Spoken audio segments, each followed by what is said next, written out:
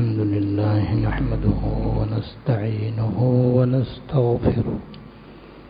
ونؤمن به ونتوكل عليه ونعوذ بالله من شرور أنفسنا ومن سيئات أعمالنا من يهده الله فلا مضل له ومن يضلله فلا هادي له وأشهد أن لا إله إلا الله وحده لا شريك له وأشهد أن سيدنا ونبينا ومولانا محمدا عبده ورسوله صلى الله تعالى عليه وعلى آله وأصحابه وبارك وسلم تسليما كثيرا أما بعد فأعوذ بالله من الشيطان الرجيم بسم الله الرحمن الرحيم قل هو الله أحد الله الصمد لم يلد ولم يولد ولم يكن له كفوا أحد صدق اللہ العظیم۔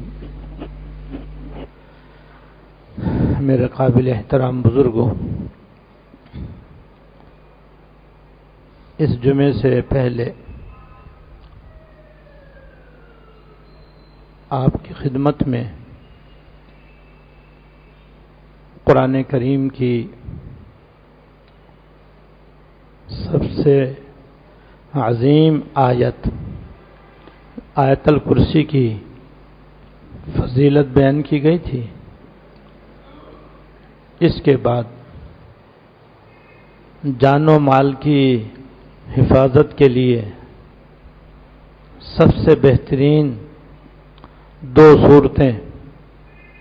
قل اعوذ برب الفلق اور قل اعوذ برب الناس کی فضیلت، عظمت، برکت اور حفاظت بیان کی گئی تھی۔ اسی مناسبت سے اسی وقت میرے ذہن میں یہ بات آئی تھی کہ قرآن کریم کی سب سے چھوٹی صورت اور سب سے زیادہ عظمت والی صورت جس کو سورہ اخلاص کہتے ہیں، اس کی فضیلت بھی بیان ہونی چاہیے تاکہ ہمیں اس عظیم صورت کی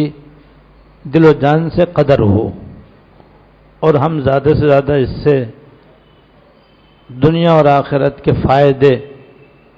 اور اجر و ثواب حاصل کریں۔ اس بات کو آپ ہمیشہ یاد رکھیں کہ موت کبھی بتا کر نہیں آتی، اچانک آتی ہے، اور یہ اچانک آنا ہمارے اعتبار سے ہوتا ہے، اللہ تعالیٰ کے علم کے اعتبار سے نہیں ہوتا۔ اللہ تعالیٰ کو تو ہمیشہ سے معلوم ہے کہ کون کب پیدا ہوگا اور کب اور کہاں اس کا انتقال ہوگا۔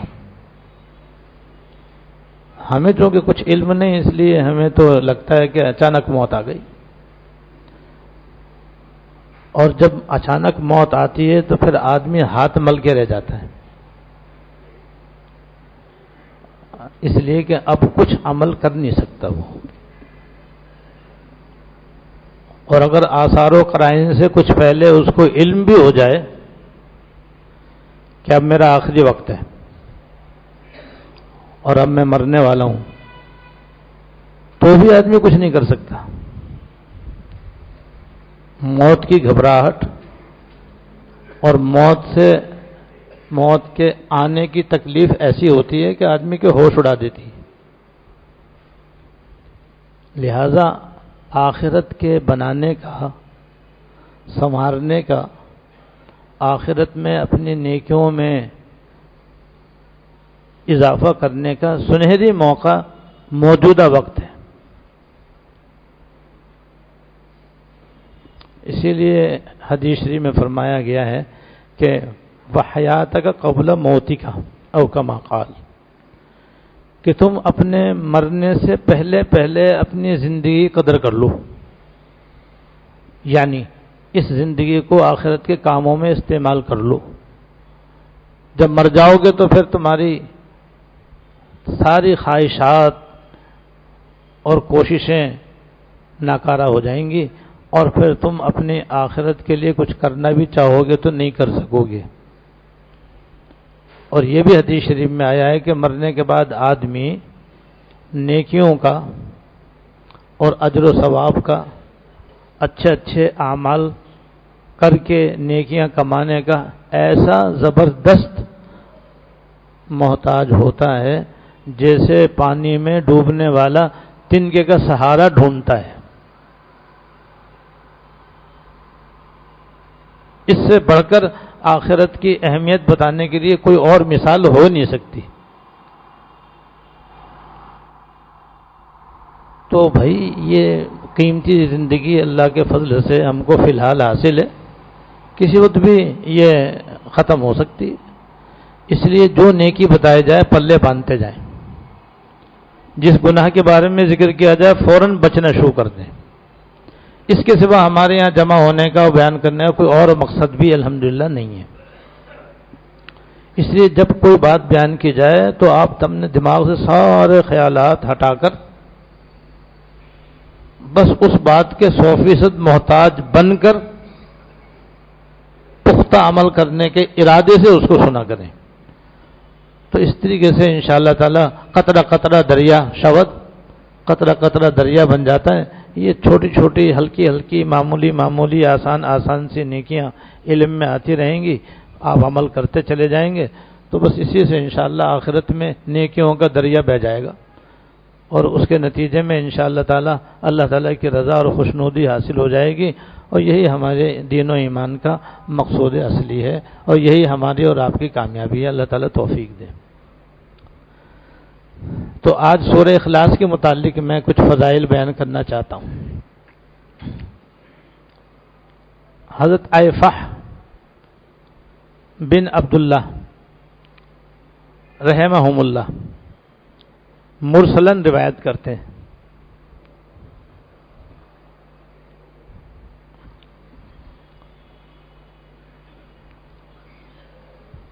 کہ سرکار دو عالم صلی اللہ علیہ وسلم کی خدمت میں عرض کیا گیا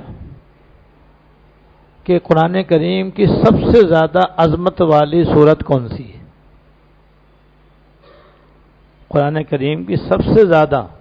عظمت والی سورت کون سی ہے؟ آپ نے فرمایا قل هو اللہ احد، یعنی سورہ اخلاص سب سے زیادہ عظمت والی سورت ہے۔ پھر آپ کی خدمت میں عرض کیا گیا کہ سب سے زیادہ عظمت والی آیت کون سی ہے؟ آپ نے فرمایا اللہ لا الہ الا هو الحی القیوم، یعنی آیت الکرسی۔ پھر آپ سے عرض کیا گیا کہ حضور آپ قرآن شریف میں سے کون سی آیات سب سے زیادہ اپنی امت کے لیے بہتر سمجھتے ہیں؟ کیسا عجیب سوال ہے کہ حضور آپ قرآن کریم میں سے کون سی آیات اپنی امت کے لیے سب سے بہتر سمجھتے ہیں کہ وہ اس کو پڑھا کریں اور اللہ تعالیٰ سے مانگا کریں؟ تو آپ نے فرمایا کہ سورہ بقرہ کی آخری آیات۔ سبحان اللہ۔ اس لیے کہ یہ اللہ تعالیٰ کے عرش کے نیچے رحمت کے بہترین خزانوں میں سے ہے۔ اللہ سورہ بقرہ کی آخری آیات عرش کے نیچے اللہ تعالیٰ کی رحمت کے بہترین خزانوں میں سے ہے، اور اللہ تعالیٰ نے بطور خاص یہ میری امت کو عطا فرمائی ہے۔ اور ان آیات میں دنیا کی ہر بھلائی موجود ہے، آخرت کی ہر خیر اس کے اندر پائی جاتی ہے۔ تو سورہ اخلاص سب سے عظیم سورت، آیت الکرسی سب سے عظیم آیت، اور ہمارے اور آپ کے حق میں سب سے بہترین آیات سورہ بقرہ کی آخری آیتیں جو آمن رسول سے شروع ہوتی ہیں، اور واعف عنا واغفر لنا وارحمنا انت مولانا فانصرنا علی القوم الکافرین۔ یہ آیات ہمارے حق میں سب سے بہتر ہیں، یعنی ان کو اپنا معمول بنائیں اور گڑ گڑا کر اللہ تعالیٰ سے ان کو اللہ تعالیٰ مانگا کریں۔ واعف عنا، یا اللہ آپ ہمیں معاف فرما دیجیے، واغفر لنا، ہمارے چھوٹے بڑے سب گناہوں کو بخش دیجیے، وارحمنا، اور آپ ہم پر رحم فرمائیے، انت مولانا، آپ ہی تو ہمارے ولی و کارساز ہیں، آپ کے سوا اور ہمارا اور کون ہے، فانصرنا علی القوم الکافرین، کافروں کے مقابلے میں یا اللہ ہماری مدد فرما۔ تو جو یہ اللہ تعالیٰ سے مانگے گا تو اللہ تعالیٰ نے تو خود اپنی رحمت سے، اپنے خزانے رحمت سے نکال کر دیے حضور کی امت کو مانگنے کے لیے، تو گویا یہ مقبول تو ہو چکی ہیں، بس اب ہمارے مانگنے کی دیر ہے، جو مانگے گا وہ اس کے حق میں بھی یہ عطا کا پروانہ انشاءاللہ جاری و ساری ہو جائے گا۔ تو یہ تین چیزیں سورہ بقرہ کی آخری آیتیں رات کو سوتے وقت پڑھی جاتی ہیں، ویسے ہر نماز کے بعد بھی آپ مانگ سکتے ہیں، بہت ہی بہتر ہے اگر مانگا کریں، ورنہ کم از کم سونے سے پہلے ان کو پڑھ لیا کریں۔ سورہ بقرہ کی آخری آیتیں اور سورہ کہف کی آخری آیتیں، سورہ ملک اور سورہ دخان، یہ پڑھنے کے وقت کی صورتیں، ان میں سے سورہ اخلاص بھی ہے اور سورہ فلق اور سورہ ناس بھی ہے۔ چنانچہ ایک حدیث میں ہے جو حضرت عائشہ رضی اللہ تعالی عنہ سے مروی ہے کہ سرکار دو عالم صلی اللہ علیہ وسلم جب رات کو بستر پر سونے کا ارادہ فرماتے تو یہ تینوں صورتیں پڑھ کر اپنے ہاتھوں پر دم کر کے پہلے آپ سامنے کے حصے میں پھیرتے، پھر پیچھے کے حصے میں پھیرتے، اس طرح سر سے پیر تک سارے جسم پر پھیر لیا کرتے تھے۔ اسی طرح یہ عمل فجر کے بعد بھی ثابت ہے اور شام کو مغرب کے بعد بھی ثابت ہے، تو سوتے وقت بھی یہ ثابت ہے۔ تو سوتے وقت سورہ اخلاص، سورہ فلق اور سورۃ الناس، یہ تین تین دفعہ پڑھ کے دم کرنا چاہیے، تو اس سے بندہ ہر قسم کے شر سے محفوظ ہو جاتا ہے۔ اب ہر قسم کے شر سے آپ اس میں نیت کر لو، دنیا کے شر کی بھی اور آخرت کے شر کی بھی، قبر کے شر کی بھی، کہ اللہ میں اس لیے دم کر رہا ہوں تاکہ دنیا میں بھی جتنی چیزیں تکلیف دینے والی ہیں اور ایذا پہنچانے والی ہیں ان سے بھی میری حفاظت رہے، اور یا اللہ قبر کے اندر بھی اور محشر کے اندر بھی اور آخرت کے تمام مراحل میں ہر جگہ ہر شر سے میری حفاظت رہے اور ہر جگہ مجھ کو عافیت نصیب رہے۔ انشاءاللہ جیسی نیت کرو گے ویسی اللہ تعالیٰ کا معاملہ ہوگا۔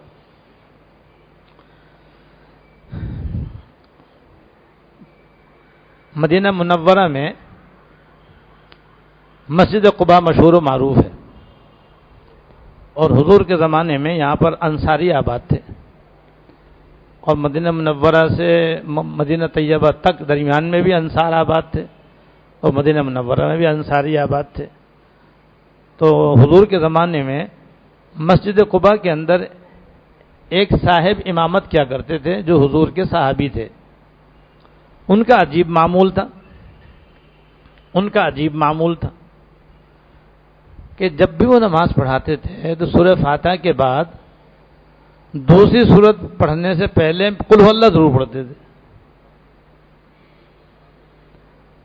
سورہ فاتحہ کے بعد پہلے قل هو اللہ احد کی سورت پڑھتے، پھر کوئی اور سورت پڑھتے۔ مغرب میں بھی اسی طرح، عشاء میں بھی اسی طرح، فجر میں بھی اسی طرح۔ تو ان کے نمازیوں نے ان سے عرض کیا کہ یا حضرت یہ آپ کا کیا طریقہ ہے؟ آپ ہر رکعت میں سورہ فاتحہ کے بعد سورہ اخلاص ضرور پڑھتے ہیں، اس کے بعد دوسری سورت پڑھتے ہیں۔ آپ یا تو سورہ اخلاص پڑھ لیا کریں، سورت نہ پڑھا کریں، یا کوئی اور سورت بھی پڑھ لیا کریں، ہمیشہ اس کی کیوں پابندی کرتے ہیں؟ انہوں نے یہ درخواست کی۔ انہوں نے کہا بھائی میں تو اپنا یہ عمل جاری رکھوں گا، اگر تم کو میری امامت اسی صورت میں پسند ہے تو میں حاضر، اور نہیں تم کسی اور امام کا انتظام کر لو جو تمہاری مرضی کے مطابق تلاوت کر دیا کرے۔ تو ان کے جو نمازی تھے اور مقتدی تھے وہ ان کو امامت سے ہٹانا نہیں چاہتے تھے، کیونکہ ان کی امامت ان کو بہت پسند تھی، کسی اور کی امامت اتنی پسند نہیں تھی، اس لیے انہوں نے ان کو کہا کہ آپ ہی پڑھاتے رہیں، باقی ہماری درخواست آپ کی خدمت میں بدستور باقی ہے۔ مگر انہوں نے اپنا عمل جاری رکھا، یہاں تک کہ ایک مرتبہ سرکار دو عالم صلی اللہ علیہ وسلم کی خدمت میں حاضری ہوئی تو لوگوں نے عرض کیا حضور یہ ہمارے حضرت امام صاحب جو ہیں ان کا یہ معمول ہے۔ تو آپ نے فرمایا بھئی کیا بات ہے، تم ایسے کیوں کرتے ہو؟ کہ حضور مجھے اس صورت سے محبت ہے، اللہ مجھے اس صورت سے محبت ہے۔ آپ نے فرمایا تمہارا اس صورت سے محبت کرنا تمہیں جنت میں لے جائے گا، اللہ۔ تو یہ اس میں توحید کا بیان ہے بھائی، اللہ تعالیٰ کی بڑائی اور عظمت کا بیان ہے۔ اس لیے جس کے دل میں اللہ تعالیٰ کی توحید اتری ہوئی ہوگی اور رگ رگ میں بسی ہوئی ہوگی وہ تو اس کو حرز جاں ہی بنائے گا، اللہ تعالیٰ بنانے کی توفیق دے۔ تو آپ نے یہ فرمایا بھائی تمہارا اس صورت سے محبت کرنا یہ تم کو جنت میں لے جائے، تو آپ نے ان کی عمل کی تائید فرما دی۔ تو بھئی ایسی پیاری صورت ہے۔ ایک اور صحابی کا واقعہ یہ وہ بھی عجیب و غریب ہے۔ ایک مرتبہ حضرت جبرائیل امین سرکار دو عالم صلی اللہ علیہ وسلم کی خدمت میں حاضر ہوئے اور آپ سے عرض کیا کہ حضرت معاویہ بن معاویہ لیثی رضی اللہ تعالیٰ عنہ کا انتقال ہو گیا ہے، تو کیا آپ ان کے نماز جنازہ پڑھنا پسند فرمائیں گے؟ ہاں، اور حضور مدینہ منورہ میں تھے اور وہ کسی اور دور دراز علاقے میں تھے جہاں ان کا انتقال ہوا تھا، تو آپ نے فرمایا ہاں بھائی میں ان کی جنازہ پڑھوں گا۔ تو جبرائیل امین نے ایک پر مارا اور حضور صلی اللہ علیہ وسلم سے لے کر ان کے جنازے تک جتنا درمیان میں فاصلہ تھا، پہاڑ تھے، درخت تھے، ٹیلے تھے، وہ سارے صاف ہو گئے اور ایک دم ان کا جنازہ حضور کے سامنے آ گیا۔ آپ نے ان کے جنازے کو دیکھا اور پھر اس کے سامنے کھڑے ہو کر کے آپ نے نماز جنازہ ادا فرمائی، اس حال میں کہ آپ کے پیچھے ملائکہ کی بھی 2 صفیں تھیں، ہر صف میں 70,000 فرشتے تھے۔ تو نماز جنازہ فارغ ہونے کے بعد آپ نے حضرت جبرائیل امین سے فرمایا کہ اے جبریل، اللہ تعالیٰ نے ان کو یہ اونچا مقام کیسے عطا فرمایا کہ 1,40,000 ملائکہ ان کے صف میں ان کی نماز جنازہ میں شریک ہونے کے لیے آئے؟ تو حضرت جبرائیل امین نے عرض کیا حضور یہ قل هو اللہ احد بہت کثرت سے پڑھتے تھے، ان کا معمول تھا بس اٹھتے بیٹھتے چلتے پھرتے بس قل هو اللہ احد پڑھتے رہتے تھے، اس کی کثرت سے پڑھنے کی وجہ سے اللہ پاک نے ان کو یہ عالی مقام عطا فرمایا کہ ان کے جنازے میں فرشتوں کی 2 صفیں ہیں، ہر صف میں 70,000 فرشتے ہیں۔ اتنی عظیم الشان یہ صورت ہے بھائی۔ اور ایک حدیث میں ہے کہ جو آدمی 10 مرتبہ سورہ اخلاص پڑھ لیتا ہے اللہ تعالیٰ جنت میں اس کے لیے ایک محل بنا دیتے ہیں، صرف 10 دفعہ قل هو اللہ پڑھنے سے ایک محل تیار ہوتا ہے۔ تو حضرت عمر رضی اللہ تعالیٰ نے عرض کیا پھر تو ہم بہت سارے محل بنا لیں گے، اس لیے کہ قل هو اللہ احد کا پڑھنا تو بالکل ہی آسان ہے۔ تو آپ نے فرمایا اللہ تعالیٰ اس سے زیادہ دینے پہ قادر ہے، یعنی تم پڑھتے پڑھتے تھک جاؤ گے لیکن اللہ تعالیٰ کی عطا ختم ہونے والی نہیں ہے۔ اللہ تعالیٰ کی عطا کے بارے میں قرآن شریف میں عطاءً غیر مجزوز، اللہ تعالیٰ کی عطا کبھی ختم نہ ہونے والی ہے۔ بندے عاجز ہو جائیں گے پڑھتے پڑھتے لیکن اللہ تعالیٰ دینے سے تھکنے والے نہیں ہیں، نہ ان کے خزانوں میں وہ کمی آنے والی ہے۔ تو بھئی 10 دفعہ قل هو اللہ اگر ہم ہر نماز کے بعد پڑھ لیا کریں تو 5 محل روزانہ تیار ہو سکتے ہیں آسانی کے ساتھ۔ دنیا کا ایک محل اتنی جلدی تیار بھی نہیں ہو سکتا، برسوں چاہیے، اور پھر وہی معلوم نہیں کیسا بنے گا، وہ دنیا کا بنے گا جو آخرت کے مقابلے میں پخانے کے برابر ہوگا۔ لیکن آخرت کے محل 10 دفعہ قل هو اللہ پڑھنے سے اور ہر نماز کے بعد روزانہ پابندی کے ساتھ پڑھنے سے 5 محل تیار ہو سکتے ہیں، بک نہیں تیار ہو کے ملیں گے۔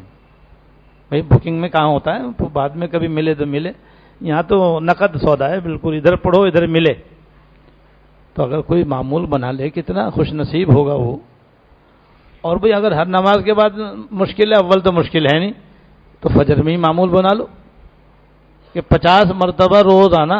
پڑھنے کا معمول بناؤ اور اپنے مرحومین کو بخشو۔ اگر کوئی 50 مرتبہ قل هو اللہ پڑھ کے اپنے والدین کو بخش دے تو تو 5 محل ان کے واسطے من جانب اللہ تیار ہو کر کے ان کو وہاں مل جائیں گے، ان کی تو عید بقرعید آ جائے گی، اور ہمارے لیے 50 مرتبہ پڑھنا کوئی مشکل نہیں۔ اور ایک حدیث میں ہے کہ جب کوئی آدمی فجر کے بعد 4 مرتبہ، فجر کے بعد 12 دفعہ قل هو اللہ پڑھے تو یہ ایسا جیسے گویا اس نے 4 قرآن شریف ختم کیے، تو 12 دفعہ قل هو اللہ پڑھنے سے 4 قرآن شریف پڑھنے کے برابر ثواب مل جاتا ہے، اور اس دن اس کا عمل سب سے بہترین ہوگا اللہ تعالیٰ کے نزدیک۔ اس لیے کم از کم 12 مرتبہ تو پڑھنے کا معمول ہونا ہی چاہیے، اور پڑھ کر اپنے والد کو اپنے والدہ کو بخش دیا کریں، اور بھی جو قریبی عزیز ہیں، دادا دادی، نانا نانی، ساس سسر، بہن بھائی، اہل و عیال، بس سب کے لیے یا تو الگ الگ 12 دفعہ پڑھ لیا کریں، 12 پنجے 60، تو اس میں ہر 12 میں 4 قرآن شریف کا ثواب ہو گیا، ایک محل کی فضیلت ہو گئی۔ اس طریقے سے آپ کے مرحومین کو بہت ہی سہولت اور آسانی سے بڑا عظیم اجر و ثواب مل سکتا ہے۔ ایسی عجیب اس کی فضیلت ہے دنیاوی اعتبار سے کہ ایک صحابی حضور خدمت میں حاضر ہوئے اور انہوں نے عرض کیا کہ حضور میں تو فقر و فاقے سے عاجز آ گیا، تنگ دستی میرا پیچھا نہیں چھوڑتی، سب کچھ کر کے دیکھ لیا لیکن بس فقر و فاقہ مجھ پر چھا چکا ہے، آپ ہی کچھ علاج بتلا دیجئے۔ آپ نے فرمایا تم ایسا کیا کرو، جب کبھی اپنے گھر میں جایا کرو تو پہلے تو داخل ہوتے ہی سلام کرو، پہلے کوئی گھر میں ہو یا نہ ہو اس گھر میں سلام کرو، اس کے بعد پھر مجھ پر 1 مرتبہ درود بھیجو، اور پھر 1 مرتبہ قل اللہ احد کی صورت پڑھو، بس تم یہ عمل کرو تمہارا فقر و فاقہ انشاءاللہ تعالی دور ہو جائے گا۔ تو وہ صحابی کہتے ہیں کہ میں نے یہ عمل پلے باندھ لیا، اور جو ہی میں گھر میں جاتا اس پر عمل کرتا تو اللہ نے حضور کی اس تعلیم کی برکت سے ایسا فضل فرمایا کہ میرے گھر سے فقر و فاقہ کا نام و نشانی مٹ گیا، اور نہ صرف گھر سے فقر و فاقہ کیا، میرے پڑوسی بھی میرے مال سے فیض یاب ہونے لگے۔ تو یہ دنیا کا کتنا بڑا فائدہ، اسی لیے اس کا آسان طریقہ یہی ہے کہ آدمی جب بھی گھر میں جائے بس پہلے سلام کرے۔ اب گھر میں داخل ہوگا تو 2 صورتیں ہوں گی، یا تو کوئی گھر میں ہوگا یا نہیں، اگر گھر میں کوئی ہو، چاہے بیوی ہو چاہے بچے ہوں، سب کو سلام کرے، بڑوں کو تو آدمی کرتا ہی ہے، بیوی کو بھی بچوں کو بھی سلام کرنا چاہیے، پہلے سلام کرے۔ اور بعض دفعہ ایسا ہوتا ہے گھر میں کوئی بھی نہیں ہوتا تو آپ سب جانتے ہیں کہ اس وقت سلام یہ ہے السلام علینا وعلی عباد اللہ الصالحین، اس وقت سلام یہ ہے السلام علینا وعلی عباد اللہ الصالحین، یہ خالی جگہ میں داخل ہونے کا سلام ہے، تو السلام علینا وعلی عباد اللہ الصالحین پڑھ لیں، اس کے بعد پھر الصلاۃ والسلام علی رسول اللہ پڑھیں، الصلاۃ والسلام علی رسول اللہ کہہ رہا ہوں یاد رکھنا، یا نماز والا درود شریف پڑھ لیں، اس کے بعد 1 مرتبہ قل اللہ احد کی صورت پڑھ لیں، بس پھر آپ کچھ عرصے پابندی کر کے دیکھ لیں دھیرے دھیرے کس طرح روزی کی بارش شروع ہوتی ہے، اور گھر سے تنگی ترشی، کاروبار کی بندشیں اور کاروبار کی نہ چلنے کی شکایتیں انشاءاللہ تعالی ختم ہوتی چلی جائیں گی۔ تو اللہ پاک نے اس میں دنیا کے بھی بڑے فائدے رکھے ہیں، آخرت کا بھی بڑا اس کے اندر اجر رکھا ہے۔ ایک روایت میں ہے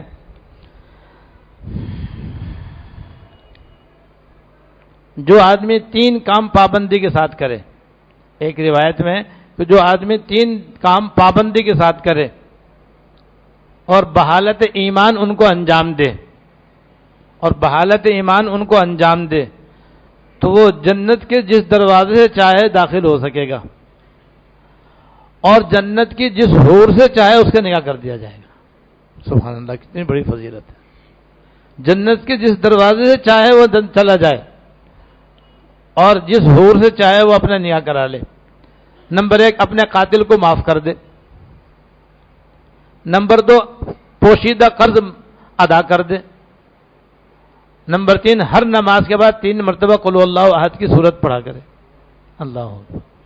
حضرت صدیق اکبر رضی اللہ تعالیٰ نے یہ فضیلت سن کر کے عرض کیا حضور اگر وہ تینوں کام نہ کر سکے 1 کر لے تو کیا حکم ہے؟ فرمایا اس کی بھی یہی فضیلت ہے۔ تو وہ آسان ہو گیا نہیں ہو گیا مسئلہ کہ وہ قل اللہ احد کی صورت جو ہے ہر آدمی پابندی کے ساتھ روزانہ پڑھ لیا کرے، کیونکہ ہر ایک کا قاتل تو ہونا کوئی ضروری نہیں ہے، اور ہر ایک پر خفیہ قرض کا ہونا بھی کوئی ضروری نہیں ہے، ہو سکتا ہے کسی کا ہو کسی کا نہ ہو۔ تو قاتل کو معاف کرنا تو واضح ہے کہ کسی نے آپ پر قاتلانہ حملہ کیا، آپ بچ گئے، اب آپ بھی اس سے بدلہ لے سکتے ہو. یا خدا نہ خواستہ آپ کے باپ کو قتل کر دیا یا آپ کے بیٹوں کو قتل کر دیا یا آپ کے بھائیوں کو قتل کر دیا تو آپ کو اس کے بدلے میں قصاص لینے کا حق ملتا ہے. تو ایسی صورت میں اگر بجائے قصاص لینے کے آپ اللہ کے لیے معاف کر دیں گے تو یہ ثواب ہے. اور خفیہ قرض کا مطلب یہ ہے کہ آپ کسی نے آپ کو قرض دیا لیکن اب کوئی دستاویز اور ثبوت نہیں ہے اس کے بعد. جیسے بعض مرتبہ اعتماد کی بنیاد پر آدمی قرض دے دیتا ہے اور لاکھوں روپے قرض دے دیتا ہے اور اللہ بچائے بعض مرتبہ آدمی لینے والا انکار کر دیتا ہے کہ میرے پر تو کوئی قرض نہیں, تمہارا کیا نہیں, میرے تو کچھ نکلتا نہیں. یہ ہے خفیہ قرض.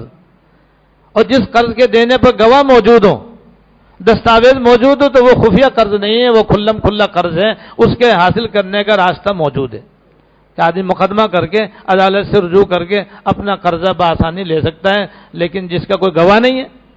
جس کی کوئی دستاویز ہی نہیں ہے, تو ایسا قرضہ جو ہے بعض دفعہ وصول ہونا بہت مشکل ہوتا ہے. کیونکہ مقروض جو ہے وہ قرض لے کر کھا جاتا ہے اور انکار کر دیتا ہے کہ میرے پاس کوئی قرضہ نہیں ہے. تو ایسا قرضہ بھی اگر کوئی ادا کر دے تو اس کی یہ فضیلت ہے. اور ایسی ہر نماز کے بعد 3 دفعہ قل اللہ پڑھنے کا یہ ثواب ہے کہ جنت کے جس دروازے سے چاہے وہ داخل ہو سکتا ہے اور جنت کی جس حور سے چاہے وہ نگاہ کر سکتا ہے. اللہ تعالی ہم سب کو اس صورت کی دل و جان سے قدر کرنے کی توفیق عطا فرمائے. واخر دعوانا الحمدللہ رب العالمین. آئندہ جمعے میرے